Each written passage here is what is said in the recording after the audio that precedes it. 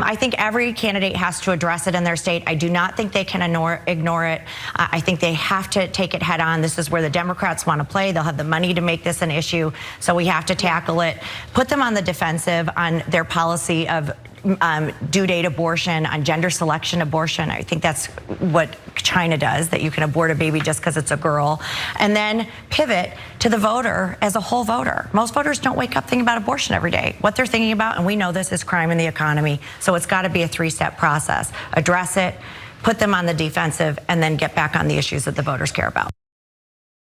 So that is Ronna McDaniel, head of the RNC, back before the midterm elections, back when the Republicans seemed pretty sure that for some reason, destroying Roe v. Wade, stripping people of their rights was gonna be a big winner with the voters. They'd already lost multiple special elections and all that, but they still thought it.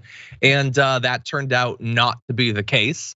And so in the months immediately after the election, you heard people like specifically Ronna McDaniels saying, okay, well, we're recalibrating, and I know, we destroyed Roe v. Wade and everything, but don't worry, everyone. We're not radicals, we're not extremists. Like, stop freaking out about this topic. We're not gonna do anything more like this.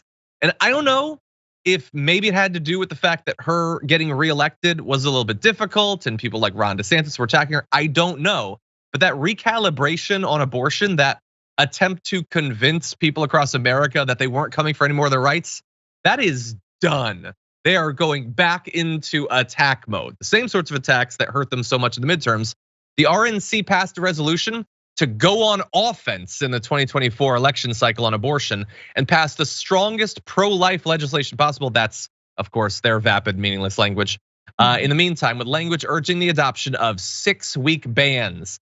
That's state, that's federal, that's everywhere. That is effectively a full ban across the country. Most people won't even know that they're pregnant at that point. That's why they do it. It has nothing to do with an electrical signal that they call a heartbeat. It has to do with banning abortion effectively across the entire country. And they are back fully on that. So we knew that these attacks at the state level were going to continue, that the bans were going to continue to be put forward. They're going to be getting judges who will destroy you and strip your rights away. But now at least Ronna McDaniel and the RNC at least are admitting it. That is their strategy going into the 2024 election. The next 2 years are gonna be chock full of investigations, and the House GOP isn't waiting.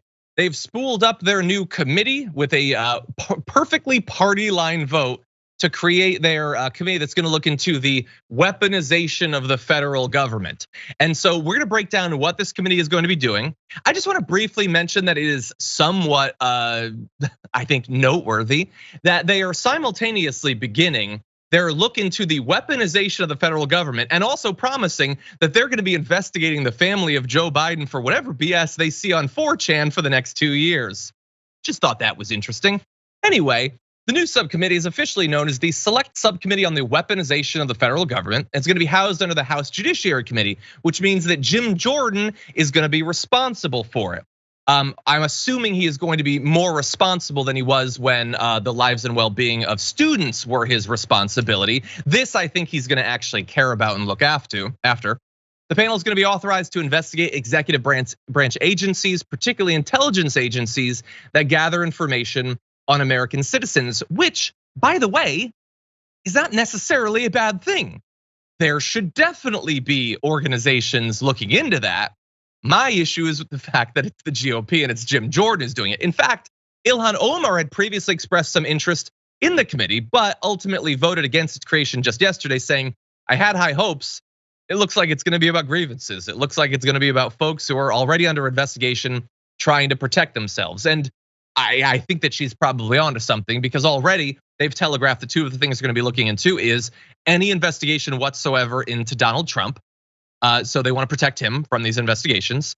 Any investigation into January 6th, they want to protect the people who tried to overthrow the US government from any consequences. And also parents that have been targeted by the DOJ for protesting critical race theory at local school boards, which is definitely a thing that has definitely been going on. Anyway, those are their priorities so far when it comes to the weaponization of the government. JR, what do you think? Pretty crazy though. They're looking to have this whole board and this panel to check out this weaponization of the government. But oddly, weaponization of the government they're looking to find into this. But when it comes to the Congressional Ethics Office, they want to cut that one down. Weird how they display exactly what they care about and the reasons why they do. So we're gonna talk about the weaponization and the attacks on Americans from the government, how they come after you. I think I know what that hints towards, especially the reasons why they're appointing certain people and put people in spots that they do, because they know what they want. And when it comes to oversight upon their ethics and the things that they're doing, we gotta make sure we get rid of all that stuff. This then comes after they were complaining about Nancy Pelosi and all the insider trading, which was a big valid concern that I think everyone that wants non-corrupted government officials to actually be a part of, why not have it investigate things like that? Because all of them were involved in things like that. But when it comes to making sure that something is politically investigated for the point of politics and making yourself look a certain way before the next election, that's just what it is. If you watched as closely as I did that whole 3 or 4 day debacle with McCarthy and the speakership vote, all the stuff they were talking about, we're getting these investigations. And for the next 2 years, if we're gonna put it up towards the president and Senate, and if they don't do it, we're just gonna talk about it in 24. That is the plan. That 2 sentences that they said is everything they're looking to do. This is just step one.